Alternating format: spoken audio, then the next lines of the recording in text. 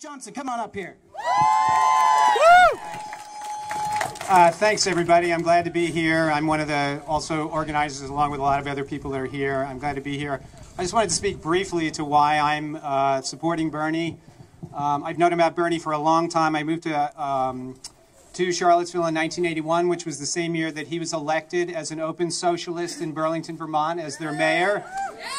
He has run as a democratic socialist for many, many years, in spite of the red baiting and all of the things that are normally associated with that. But, you know, many of you are probably already familiar with the fact that the 6 heirs to the Walmart fortune now have more wealth than the lowest 150 million American people.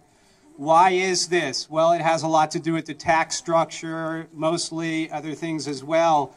But maybe something else that you have not heard of that just was recently came out. There was a study by Oxfam that was done that said the wealthiest 62 people in the world now control more wealth than the lowest 350 billion people on this planet. I mean, this is... And out of those 62, 47 of those are thought to be Americans, North Americans. So what is happening with this? This is simply, for the most part, other than in Bernie circles, it's a non-issue. It's not being discussed. There's this constant talk about cutting taxes, roughly since the age of Ronald Reagan, although the plans were put in place much before that. There's been just a constant attack on working people. My father was a union member. Unions have been almost completely destroyed. The numbers are down, down, down. With that goes the number of people in the middle class. So to me, Bernie has been fighting the good fight for a long, long time. When he was a University of Chicago student in the 60s, he was opposing segregation of the dormitories and the classes there. Following that, he was an activist for also many years, and then in 1981 is when he had run for office a few times before, was elected again as an open democratic socialist as the mayor of Burlington.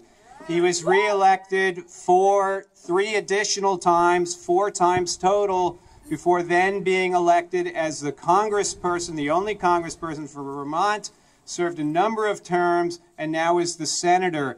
This man has a proven track record. You can look at what he's done, look at what he stands for, look at his history. This is a man, he comes along once every couple of generations.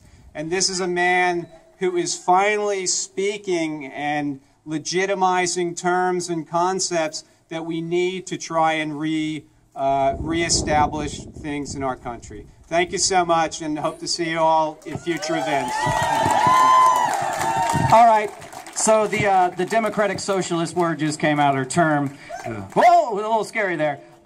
So Democratic, by the people, Socialist, for the people. That means that we together will decide what we want to do with our taxes. And the Socialist part is we want to invest in the middle class and the working people and the everyday Americans, the everyday John and Jane, right? So not that scary.